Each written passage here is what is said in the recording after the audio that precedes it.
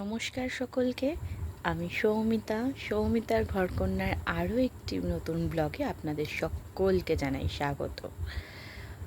আমি তো ভালো আছি, আপনারা কেমন আছেন আমাকে জানাবেন, আমিও তাহলে জানতে পারবো যে আমার সাথে সাথে আপনারা কে কেমন আছেন। আমি যেটা বলার জন্য আজকে ভিডিওটা অন করলাম সেটা হচ্ছে আমি আজকে রাস্তা দিয়ে যাচ্ছিলাম, খুব কম বেরোই এখন বাড়িতে থেকে আর কি। রাস্তায় বাড়ির থেকে রাস্তায় বেরোই বা বাইরেই আমি খুব কম বেরোই, কারণ আমার ছোটো ছেলে তো খুবই ছোটো, জাস্ট 2 মান্থ হলো। তো সে বাড়িতে থাকে, তাকে নিয়েই আমি ব্যস্ত থাকি, সেই জন্য আমার বেরোনোটা খুব একটা হয় না। তো রাস্তা দিয়ে যাচ্ছিলাম, হঠাৎ করে একটা পাবলিক ট্রান্সপোর্ট বাসে উঠি। তো সেখানে ছেলেমেয়েরা টিনেজার বা তার থেকে একটু যারা প্রেম করছে আর কি, বেশিরভাগ টিনেজাররাই এটা করছে দেখলাম। আসতে যেতে আমার একটু কাজ ছিল, বাসে উঠেছিলাম, তো দেখলাম একজন ছেলে আর একজন কাউকে ফোন করছে, কথাবার্তা আলাপচারিতা শুনে মনে হলো যে গার্লফ্রেন্ড। সে একজনকে বলছে, মেয়েটিকে হয়তো বলছে, মেয়েটিকেই বলছে, আর কাকেই বা বলবে, তুমি খেয়েছো বাবু? আমার মতন কর্কশ গলায় বাড়ি, খেয়েছো বাবু, এরমভাবে বলছে। তুমি কি খেয়েছো? কখন খেলে? কি খেলে? ঘুমোবে তো নাকি? কোথায় যাবে? এই সমস্ত কথা সে বলছে। আবার আরেকটি মেয়েকে দেখলাম কানে হেডফোন গুঁজে বাসেতেই, হেডফোনে স্পিকারটা নিজের মুখের কাছে নিয়ে ঠোঁটটা নাড়াচ্ছে, ধরুন এরকম হেডফোনের স্পিকারটা হাতে ধরেছে, ধরে করছে। কি বলছে আমি কিছুই বুঝতে পারলাম না, আমার পাশেই বসেছিল, এতটাই আস্তে কথা বলছে আমি বুঝতে পারলাম না। সে যাই হোক, তার পার্সোনাল কথা সে বলছে।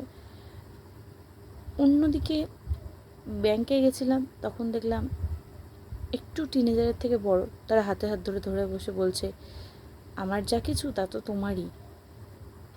আবার উল্টো দিকের মেয়েটি বলছে, তুমি যা করবে সবই আমার, সে তো আমি জানি। আমি ভাবলাম সম্পত্তি দেনা পাওনার কথা হচ্ছে, পরে বুঝলাম না,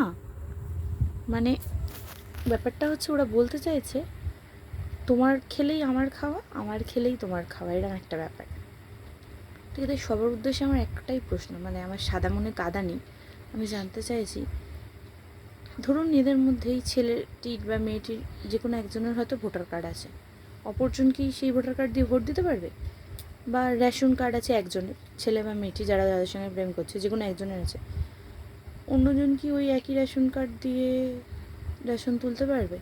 তারপর পাসপোর্ট, ধরুন বোটিং পাসপোর্ট আছে, তো ফ্লাই করার জন্য একজন পাসপোর্ট করেছে, আর একজনের তো তুমি করলেই আমার করা, তো সে ফ্লাই করতে পারবে? আমি যতদূর জানি না, করা যায় না এরকম। সবার Aadhaar card, voter card, ration card আলাদা হতে হয়, ভোটিং পাস সবই আলাদা হতে হয় আর কি, না হলে কিছু করা যায় না। এসছো একা, যাবে একা, সব কিছু ইন্ডিভিজুয়ালি হতে হয়, বাঁচাটাও ইন্ডিভিজুয়ালি উচিত।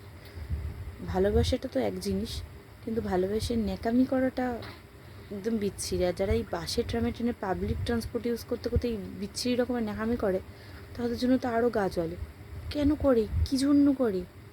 আর এই ন্যাকামিটা কদিনই বা টিকবে?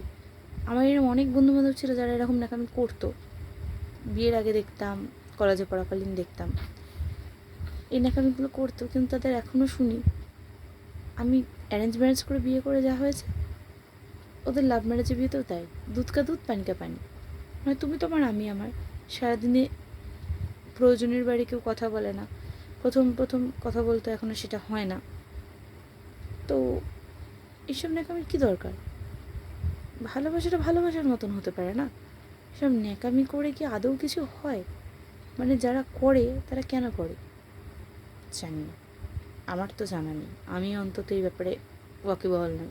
যদি আপনারা জেনে থাকেন তাহলে বলবেন, আমি জানি না কী হতে চলেছে।